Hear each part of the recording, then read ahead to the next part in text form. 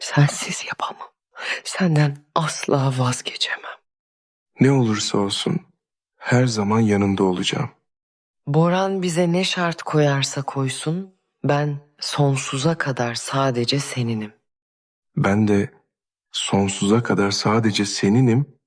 Birlikte her şeyin üstesinden geliriz. Alya Bora'nın şartını kabul etmiş ve Cihan'dan uzak durmaya çalışsa da bu kararı uygulayamayacağının farkına varır. Bu şartı sadece Deniz ve onun güvenliği için kabul etmiştir. Ancak Cihan'a olan duyguları kaybolmamıştır. O akşam Alya Deniz ile vakit geçirir ve onu yatırır. Oğlunun uyuduğundan emin olduktan sonra, sessizce odasından çıkar ve Cihan'ın odasına döner, Cihan'ı ofisinde otururken görür. Durumu kabullenmeye ve Alya'nın kararını anlayışla karşılamaya çalışsa da, onunla yakınlık kuramaması onu zorlamaktadır. Cihan'ı bu halde gören Alya, yanından öylece geçip aralarında hiçbir şey yokmuş gibi davranamayacağını hisseder. Ofise girer ve sessizce kapıyı arkasından kapatır. Tek kelime etmeden, Alya Cihan'ın yanına oturur ve ona doğru eğilir. Onu öper ve artık mesafeyi koruyamayacağını açıkça belirtir. Cihan böyle bir hareketi hiç beklemez, ancak neredeyse anında öpüşüne karşılık verir. Alya bu sözden sonra sözünü tutmaya çalıştığını, ancak ayrı kalmanın mümkün olmadığını fark ettiğini itiraf eder. Ona yakın olmak ve aynı zamanda aralarında yakınlık yokmuş gibi davranmak onun için zordur.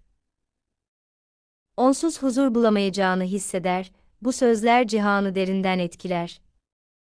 O da duygularını açıkça gösterir ve bu mesafenin kendisi için de aynı derecede zor olduğunu belirtir. Alya yanında olmadan bu geceyi nasıl atlatacağını bilemediğini ve sadece düşüncelerle ve işlerle meşgul olmaya çalıştığını söyler. Bu nedenle Alya'nın ofise gelmesi onun için büyük bir rahatlama olur. Tüm bu deneyimlerden yorgun düşmüş bir halde ofiste birlikte kalırlar. Sessizlik ve huzur içinde birbirlerine sarılarak yan yana uyuyakalırlar. Ertesi sabah uyandıklarında bundan sonra ne yapacaklarını düşünmeye başlarlar. Kısa süreli huzur anına rağmen asıl sorunun hala çözülmediğinin farkındadırlar. Deniz'in velayeti konusu hala açık ve Bora'nın çocuğu tekrar almaya çalışması riski var. Bu yüzden durumu nihayet çözmeye yardımcı olacak olası adımları tartışmaya başlarlar. Cihan Alya'ya önemli bir yönde çalışmaya başladığını söyler. Bora'nın vurgunu vurduğu olaya tanık olan şoförü bulmaya çalıştığını açıklar, bu kişi olanları doğrulayacak kilit bir tanık olabilir. Cihan'a göre bu tür bir bilgi Boran'ı Deniz'in velayetinden vazgeçmeye veya en azından Deniz'i geri alma fırsatından mahrum bırakmaya zorlayabilir. Cihan için, bu, oğlan için verilen mücadelede en önemli adımlardan biri haline gelir.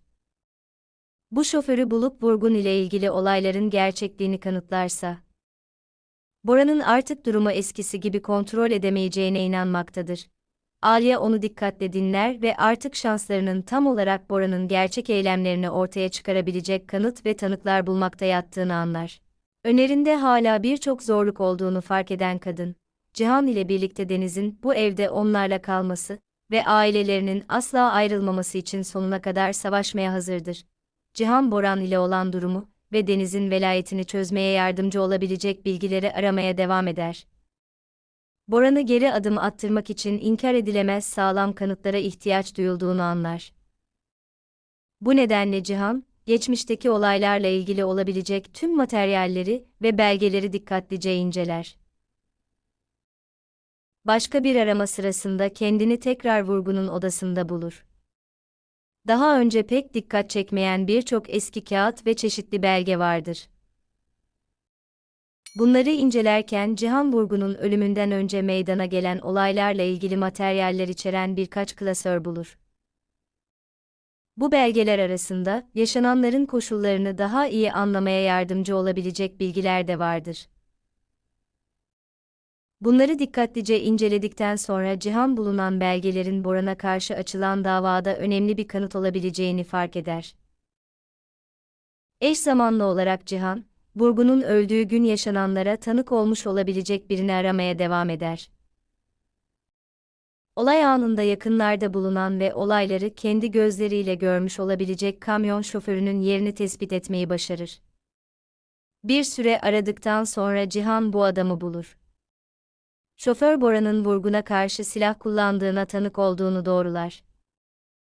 Ayrıca daha detaylı soruşturma sırasında Cihan, olayda kullanılan silahı bulmayı başarır. Kontrol ettikten sonra, silah üzerinde Bora'nın parmak izlerinin bulunduğu ortaya çıkar. Bu çok önemli bir delil haline gelir.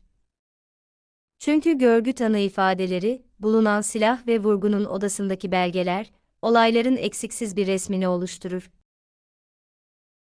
Toplanan materyaller, vurgun cinayetine Bora'nın karıştığını yavaş yavaş kanıtlar. Cihan artık Boran'a karşı kullanabileceği yeterli delile sahip olduğunu anlar. Tüm bu bilgiler, aralarındaki güç dengesini önemli ölçüde değiştirir. Cihan delillerin yeterli olduğuna ikna olduktan sonra, bu durumu Deniz'in velayet sorununu nihayet çözmek için kullanmaya karar verir. Boran ile görüşür ve ona net bir şart koşar. Cihan vurgun cinayetindeki suçluluğunu kanıtlayabilecek tüm gerekli materyallere sahip olduğunu ona açıkça belirtir. Bu bağlamda Cihan, Boran'a bir seçim sunar. Dava mahkemeye giderse, toplanan deliller Boran'ı hapse atabilir. Ancak Cihan Boran'a bu gelişmeyi engelleme şansı verir, ancak tek bir şartla, Boran Deniz'in velayetinden gönüllü olarak vazgeçmelidir. Böylece Cihan toplanan delilleri sadece Boran'ı cezalandırmak için değil, aynı zamanda Deniz'i korumak ve çocuğun Alya ve kendisine yakın kalmasını sağlamak için de kullanmaya çalışır. Olaylar Alya'nın Bora'nın şartını kabul etme ve Cihan'dan uzak durma kararının beklediğinden çok daha zor olduğunu gösteriyor. Bu adımı sadece Deniz'in güvenliği için atmıştı, ancak Cihan'dan duygusal olarak ayrılamadı. Aralarındaki bağ o kadar güçlü ki, bilinçli bir şekilde mesafe koyma kararı bile duygularını değiştirmiyor. Bu yüzden Alya'nın ofise gelip duygularını artık saklamaya çalışmadığı an, sadece dış koşullar veya tehditlerle ayrılamayacaklarının bir teyidi oluyor. Bu durum ayrıca, Cihan'ın, acı ve karmaşık koşullara rağmen, Alya'ya anlayışla yaklaşmaya devam ettiğini de gösteriyor. O karısının aldığı karardan dolayı onu suçlamıyor. Çünkü bu kararı oğullarının iyiliği için aldığının gayet farkında. Aynı zamanda bu tepkisi, onun için karısının varlığının ne kadar önemli olduğunu gösteriyor. Tekrar bir araya gelmelerine ve birlikte gece geçirmelerine izin verdikleri an, ilişkilerinin artık dış baskılara bağlı olmadığını gösteriyor. Duygularını başkalarından saklamak zorunda kaldıkları durumlarda bile birbirlerini destekliyorlar.